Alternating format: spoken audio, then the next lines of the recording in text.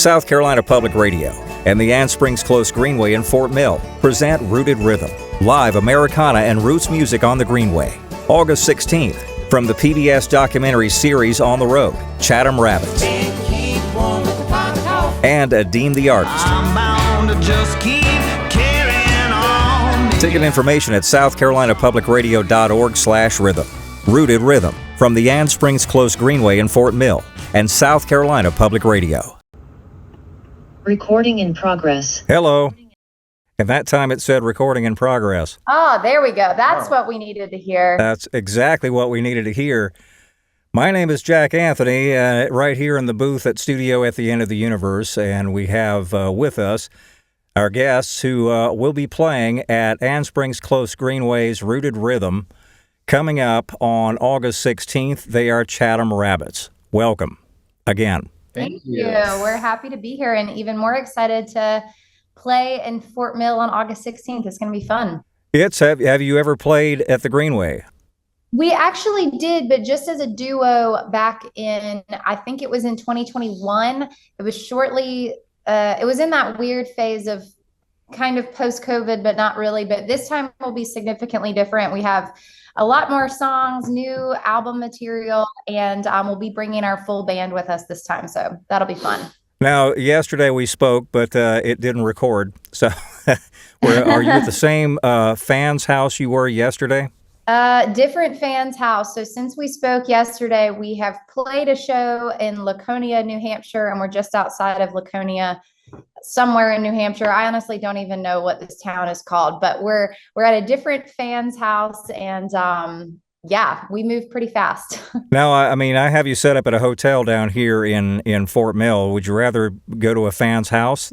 Honestly, most of the time, yes. Like, for example, this morning they left us donuts and fresh eggs, and you know, you don't get that service at a hotel most of the time. So how often would you say you stay at fans' houses compared to staying at a hotel or a Airbnb or what have you? Luckily, we tour mostly in a tour bus that we can all sleep in, the whole band. So I would say 80% of the time we're in that, and then probably of the remainder of the 20%, maybe 10% in fans' houses, 10% in hotel or Airbnb. Well, it kind of keeps it homey. You get tired of hotels after a while. I know when I stay in a hotel more than a week, I kind of start getting antsy for home. Absolutely. We've kind of built these little communities all over the country, and I feel like we're like a lot of people's adopted children or grandchildren. They say that we're their children. They didn't have to pay to go to college. So we've just met some really good friends this way too, and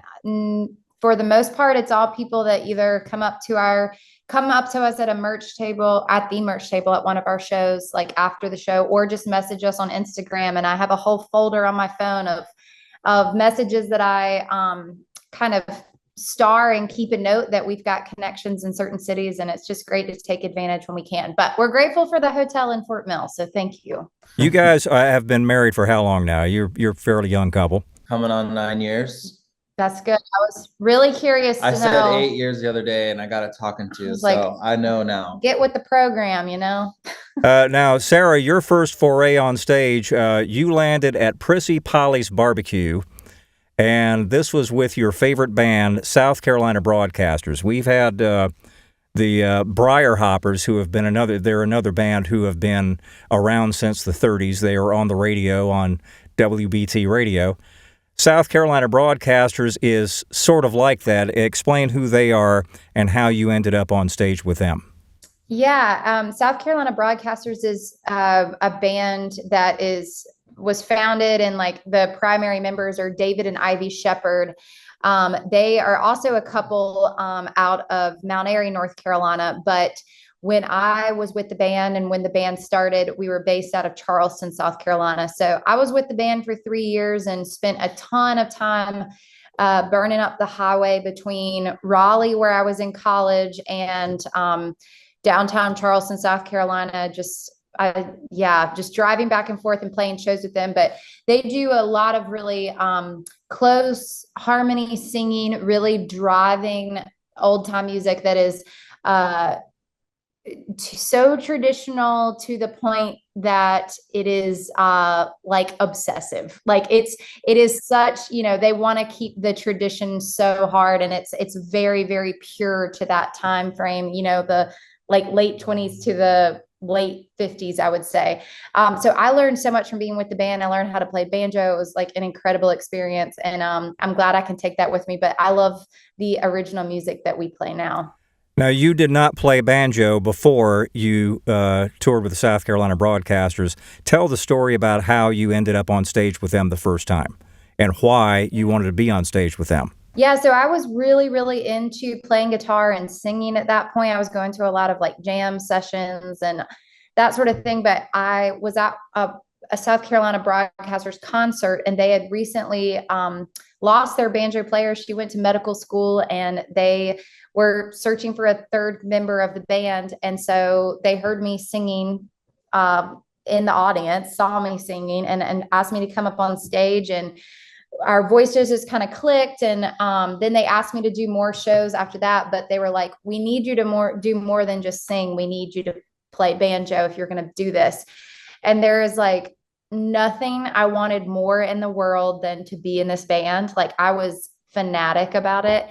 And I just practiced my little tail off. And the first gig we had with the banjo was Galax Fiddlers Convention, which is like a huge competition. And it just was, as Austin said yesterday, it was like trial by fire. And it was a great learning experience for me.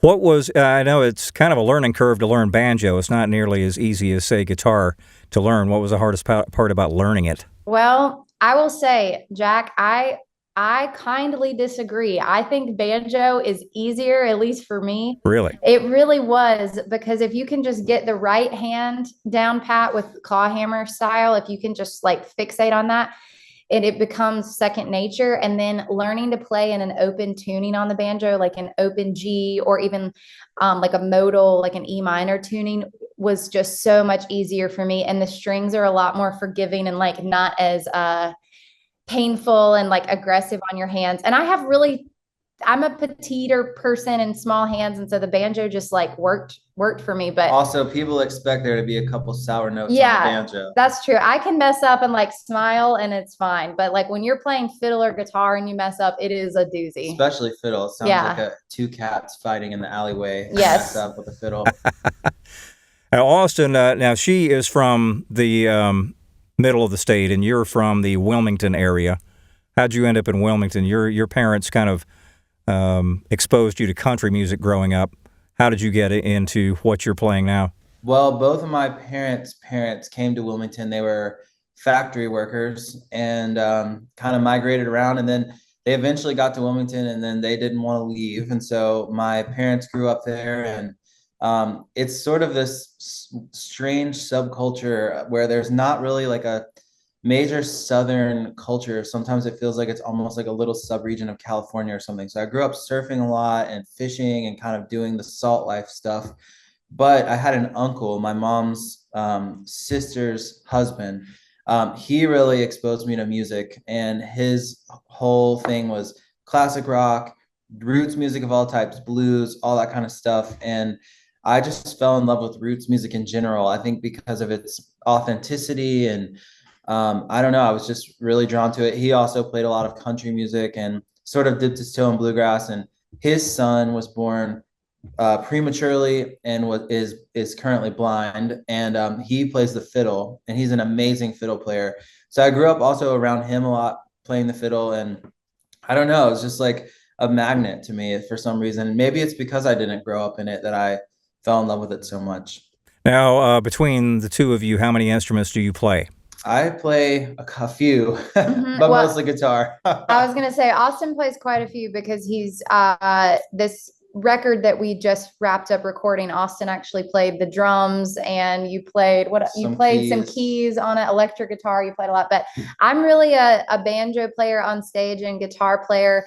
A little bit of piano behind the scenes. Yeah, piano. I taught school for a couple of years before Chatham Rabbits, and I taught music, so I had to like be proficient enough at piano to lead the school choirs and that sort of thing. It's good as a songwriter to just be able to be proficient on the piano and the guitar at the bare minimum. Yeah, just to piddle around and find those sounds and right melodies. Yeah.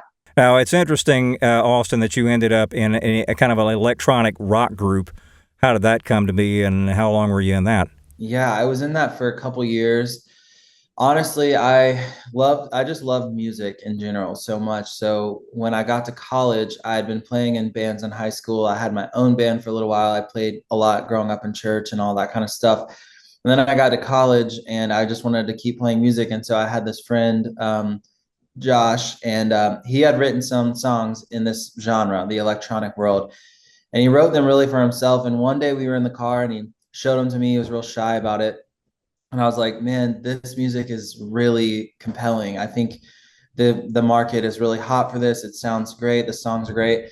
And so together we just built this band around his songs. And so I had much less of a songwriting role and more of like a kind of band management producing role. I did play guitar and synthesizer and keys in the band, but that was really just a college project. And honestly, it kind of like took off way more than we could have realized. We ended up getting a song in a Adidas commercial in Europe, and the New York Fashion Week recap video that Maybelline sponsors used one of our songs, and we were selling out venues everywhere. It was just like one of those things, but at the time I had no idea that was abnormal. I just thought that's what happened when you played music. And so it was a wake-up call when we started from scratch again years later. Now, that band was called Dash. Are they still around? No, I honestly loosely keep touch with them. And Josh is kind of a prodigy musician. If he ever sees this out there, I mean, I hope he's playing. He was a bass player and basically like a composer. He knew classical music. He knew everything. I mean, he's like one of those people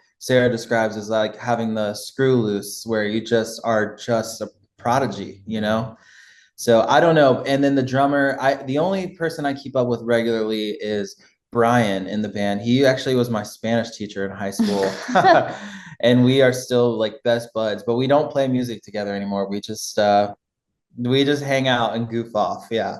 Now let's talk about when you first met Sarah. You were at one of her gigs, and I think it was South Carolina Broadcasters. Is that right? They were opening for Mandolin Orange at the time, which I did not know who the broadcasters were, but I did go for the Mandolin Orange show and got a little surprise that changed my life. That's for sure. This is a story, and always go and see the opening act, because you might get married to the person in the opening band. Now, was that something, Austin, did you just zero in on her? Wow, she's beautiful. Yeah, I did. Yeah. I was with a good friend of mine who's still one of our best friends, and I was telling him in the crowd that I was hoping I could talk to her and stuff, and he really discouraged me, saying that I had no chance, basically. So I guess maybe I took that as a challenge. I don't know. But a year later, we went on our first date, and that was it. That was a decade ago now. Yep. A year later. Why did it take a year? Well, for one, back then was there even social media really? I mean, there was Facebook. Well, you messaged me on Facebook. Instagram wasn't really. It wasn't really a thing. There was no way to I had no idea, how to contact her. So I really had to basically, long story short, wait for their band to come back around to Raleigh, which, it took about a year before we connected on that. You guys may have been back before then, but that was when the stars aligned, I guess. And so when did you decide to, okay, you know what, we both play music, why don't we do a band? We honestly probably never thought about that until she was in the broadcasters when we first started dating. I was just learning how to play the fiddle and in old time music kind of stuff. And then when she left the broadcasters, which was totally I was very supportive of her in the broadcasters, but that kind of came to a natural end. And then we had normal jobs for 4 years, and we just sort of had these songs that we had both written from the past. And we sort of very slowly started playing music together a little bit during that 4-year time when we were working normal jobs. And then we had built this compilation for a record. We went into the studio just for fun as a hobby. And it was our producer for that record, Jerry Brown, who produces at the Rubber Room Studio. He's produced for Carolina Chocolate Drops and Mandolin Orange Records back in the day, and Mipso, and a lot of other great bands. And he was like, I've seen a lot of music. I've heard a lot of music. this is really good stuff. You guys could really do this for a living. And we were like, what? No way. We had no idea that was possible. And so we were like, you know what? We don't have kids. We own a house. We've saved some money. Why don't we try this for a year? And somehow that ended up being a PBS documentary series. I believe it was 5-part documentary series produced through PBS North Carolina. Was that something you pitched to them, or did they come to you and approach you about doing something? Yeah, I initially pitched our story to them back in 2018, and they came through and agreed to do a small segment on us that was a part of a larger PBS NC show called My Home NC. We did that, and it got a lot of traction. And then fast forward like 3 years later, PBS NC reached out to us about doing a series, a human interest piece that was kind of part documentary, part reality show about our life as the married couple, making it in music post pandemic, sort of. And that went really well. Yeah. And it got nationally syndicated. So we've been played on 38 states in the nation. And it's just really cool to get emails from people in the middle of nowhere that say that they've seen us. And in Minnesota. Yeah. Like, and then they come to a show, and it's just it's so great. So PBS, NC, and, like, they've just been so good to us. So it's kind of like the gift that keeps on giving, because it is on streaming. There's the PBS app. So when you produce a show on the PBS on any PBS system, it gets uploaded to PBS National on the around the country on the app, and you can literally watch anything that's produced nationwide. Yeah, it's awesome. And they actually did play it on a lot of stations, in real time on people's televisions too, which was like, so the combination of both are just, it's really cool that, when we're at a show, we can tell people from the stage that they can go watch the show right now. That's pretty neat. Has that improved your attendance at your shows? I would say so. Yeah, definitely. Yeah. People do. I would say in general, there's less people watching television than maybe there used to be, but even like 10 people to 15 people a show, that really makes a big difference for a young band in the middle of nowhere. Sometimes we don't know anybody. And if we have, a little bit of a base of a fan base because of the show, then that kickstarts our, career in that area. Well, more people are watching public television now, right? That's right. Because it's higher quality educational stuff. Totally. Now, one of the things that they show on there when I watch the series is your farm. How do you manage to? You have a farm. Where is it? We have a farm in the Piedmont of North Carolina, and we have horses and cows and poultry and a pet dog and cat, and too many animals. To Austin, I say not enough. Austin says too many. But we have a really awesome team of farm sitters that stay on our farm when we're gone and support us and help us out a ton. And then we also have a partnership with a couple that owns a farm called Bravo Steaks, and they raise ethically raise beef, pork, and lamb, and some of their cow herd, some of their cattle come and live at our house for like 6 months out of the year, and they summer at our house. They have a vacation. Yeah. So that's also helpful. They help us with the pastures and the fences and all that. But yeah, it's probably the most, it's a question that we get a lot, like who takes care of the animals when you're gone? Yeah, and well, you have horses too. I imagine you have people who will just take care of your horses for you just so they can ride them. Oh yeah. Oh yeah. The horses are they're a big draw. A big perk, and they're 3 very, very sweet older geldings that are just, they love attention, and it's just really fun that other people get to enjoy them too. Now, I know dogs and cats will miss you when you're gone. Do you find that the cows or the horses or the chickens miss you? I would say the only animal that misses us is our cat. Yeah. We've basically created like a sort of zoo-like scenario where they're living like they would live in the wild, but just inside of a fence, and they get taken care of, and they're just happy with that. If we show up, they're happy. but they're also happy if it's our farm sitter. But our cat Biscuit is the neediest animal ever. And when we get home from tour, a lot of times, you know, we've been in a bus or a plane or a car, whatever, for a long time. And we just want to like not be touched by anything and just veg out and eat takeout. Biscuit wants to like be right up in our face and get all the attention he's missed for a month or whatever. And make bread, right? Yes. That's right. Do you find that you're gaining some notoriety from having had the TV series? People ask us all the time about our turkey. Yes. We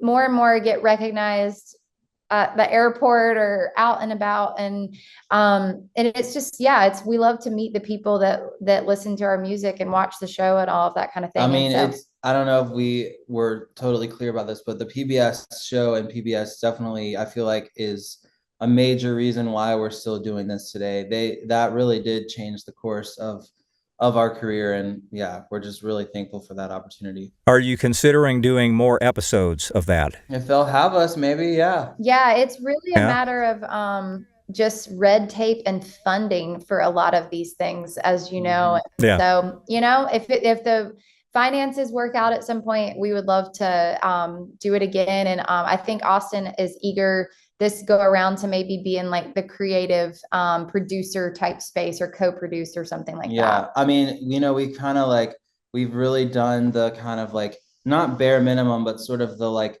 you know, less high production side of PBS, and that's been incredible. But it would be really fun to sort of take it to the next level and like, you know, do a whole season and like sort of make a show out of it. But we'll just have to see how that goes. Well, one thing I haven't heard much from you lately, and maybe you can shed some light on this, is new music. It's been about 2 years since you released an album, right? Yes. Yeah, that's right. We released our last record in May of 2022. And then that following November, we started recording the record that we'll be releasing in about 6 months. We've got a whole new album of, I mean, I'm partial, but I think it's our best music yet. And that will be coming out in February, and we're so excited. Yeah, the first single should be dropping in October. So new music on the way. Will we get on August 16th when you're in Fort Mill, do we get to hear some? Oh, yeah. Yeah, definitely. We'll be playing a lot of the new material and old favorites. And, you know, just so your listeners and viewers know, like, we are really, really supportive of like family friendly, big, I don't know, like inclusive events. And so our shows, I think, can appeal to like everybody in the spectrum of a family or within multiple generations. So we're excited for a lot of folks to come out and hear these new songs. Now, when you're out on the road and you feel the inspiration to write music, do you take some equipment with you, or I know you like to write on your phone quite a bit, you know, put your messages on there, or, you know, thoughts? Yeah, that's primarily how we do it. I would say bits and pieces on our phones. And then when we're home, this record we've really been recording over the last 2 years. So whenever we get a chance, we'll hop into the studio and lay down some tracks, and then we'll revisit it later. And yeah, I mean, the first song that's going to be on this album, we did record like 2 years ago, I think. Yeah. So to answer your question, though, we don't take any recording equipment on the road. We really just, like rely on our phones. And then when we have a break at home, take that phone material and work it in at the studio. Now, I know you've been touring some with Molly Tuttle, which must be an amazing experience in itself. Tell us what kind of person Molly is. And, you know, I understand she's actually done some favors for you. You had a breakdown.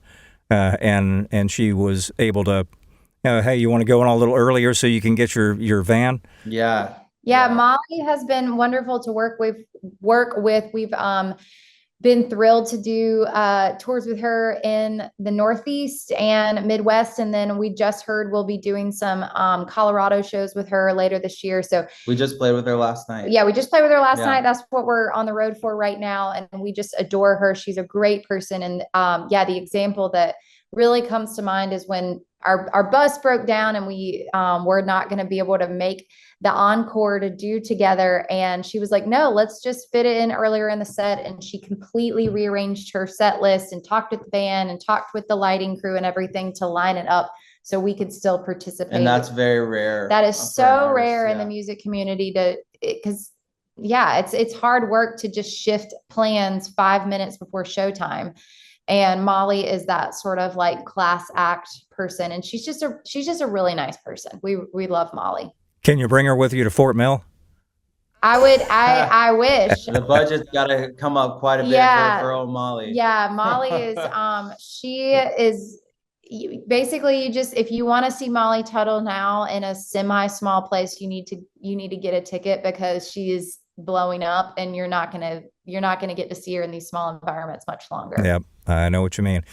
Quickly, I know we're running out of time here, but how much of the music that you play now is traditional, and how much is original? Pretty much everything we play is original. There's rare moments where we'll do a more traditional tune, but I would say, just like any roots music band, traditional music band, it's sort of, there's this really fun evolution of our sound, and it's not that we're getting away necessarily from tradition, but in a way we kind of are. We're expanding on that and making a new tradition. So I think this new record and some of our new music, I don't know if we used to say that we were a bluegrass band or an old time band or whatever. It would be really hard to justify that anymore. We're a roots music band, that Americana band that plays original music. And so we kind of nod to all of that, but it's definitely changed over time in a really good way, we think. Once again, we have Sarah and Austin here, and Chatham Rabbits is the name of, by the way, let me ask you, how'd you get the name? Oh boy. We used to live in Chatham County, North Carolina, and that's where we started the band. And the Chatham County used to be really famous for meat rabbits that were wild back in the day. And there's just a lot of that. Meat rabbit. Yep. There's a lot of as in symbolism. Rabbits that you eat. Yes, exactly. Mm-hmm. We don't really eat rabbits, but it's a cool band name. Yeah, I was trying to get you and Chatham County Line on the same show to make things confusing. That didn't work out, though, unfortunately. Oh, darn. We need to do a Chatham tour. Yeah, we do. I think that's a great idea. We're looking forward to seeing you August 16th, by the way. You'll be here in Fort Mill with Adeem the Artist. I spoke to him yesterday. He was in the back of an RV, kind of like what you guys have. Travel safely, and we look forward to seeing you when you get here. Thank you very much. 1, 2, 3.